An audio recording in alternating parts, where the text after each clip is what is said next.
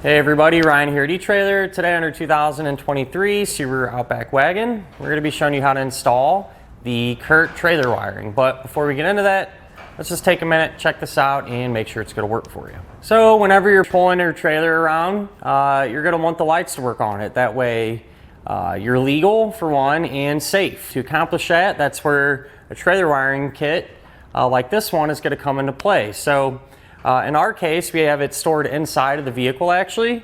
So whenever you're ready to use it, you can open up the hatch. And under our floor covering here is where I got ours.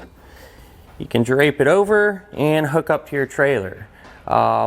You can mount this outside next to the hitch if that's what you'd like to do as well. And during the install, I'll show you kind of some ideas on how you can accomplish that. But we're gonna have plenty of length here to get our trailer hooked up and everything else. And when you do this, just make sure your wire is away from this latch mechanism because we are going to close the hatch. You don't want that to get hung up in there.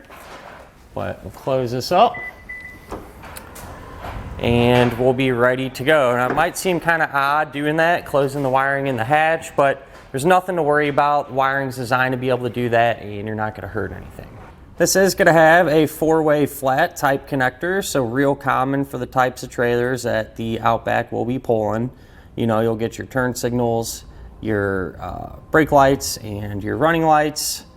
It will have a cap that you can put on, which is important for those of you putting this outside. And if you do mount it outside, I suggest applying some dielectric grease to the terminals every now and again, just to help prevent any corrosion issues. This kit is going to work with all the different types of submodels. So for example, today we have the Outback Wilderness Edition, but it'll work with, you know, your base models, your fully loaded ones and everything in between. So regardless on what submodel you got there, you know, this is going to be able to be hooked up and get the job done. But, you know, compared to some of the other kits, I either usually go with Takancha or Curt. Wiring. There's a Hopkins one available that works fine as well, but the one thing I don't like about it is the wire's a little short. So just throwing that out there. As far as the installation goes, really not bad at all.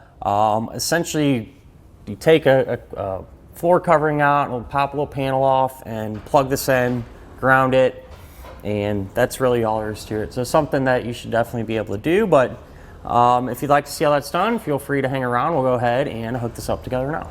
To begin our installation, we're going to be here at the back of our Subaru, and we need to open up the rear hatch, and that's because the connector that we're looking for will be located back here.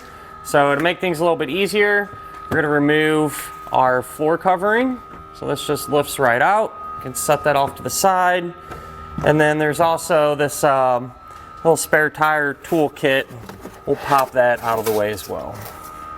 Now we can remove this threshold piece, and honestly you probably don't have to do this, but it does make it a lot easier to see kind of what's going on. But with this, it just kind of snaps into place.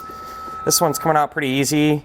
You can always take a trim tool or a flathead screwdriver even as well, and just kind of pry along there to help work this out.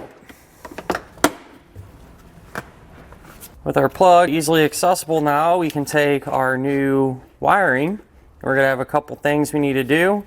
First one being, this is just going to plug right into that factory connector. Then we're going to have a white wire with an O-ring on it, or I'm sorry, a ring terminal. And we'll have to get a screw and ground this out to the metal of our vehicle. To get this secured, you're just going to use the included self-tapping screw and run this right into the sheet metal.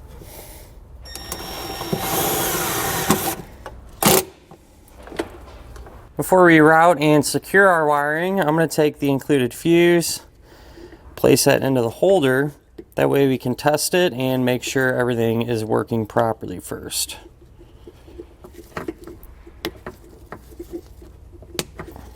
To check our wiring, I'm using the small tester, which is what I recommend, as opposed to just plugging into your trailer. Because if your trailer has any issues, it could mislead you into thinking it's something you did on the vehicle side. But we'll go ahead and try our left turn signal, our right turn signal. We'll hit our brakes, and turn on our running lights. So I went ahead and secured our wiring, and with this one I just used a zip tie to secure the module box right here to our factory wiring connector where it's out of the way. Should fit real nice. And then with this one, with the wire being so long, I'm just going to kind of run it over here and keep it stored inside of the vehicle. So you can do it like that, or you can actually route this outside of the vehicle down and mount it up next to the hitch using a grommet located right here in this area. Here's a better look at that grommet. It's this one here. If you want to route the wiring outside, you can pop that out with a screwdriver, cut a slit in it, and then drop the wiring down through there, put the grommet back in, seal it up, and run your wires. If you do that, make sure to avoid any hot parts, particularly the exhaust, when you're doing that. But just wanted to mention that if that's the path you'd like to take.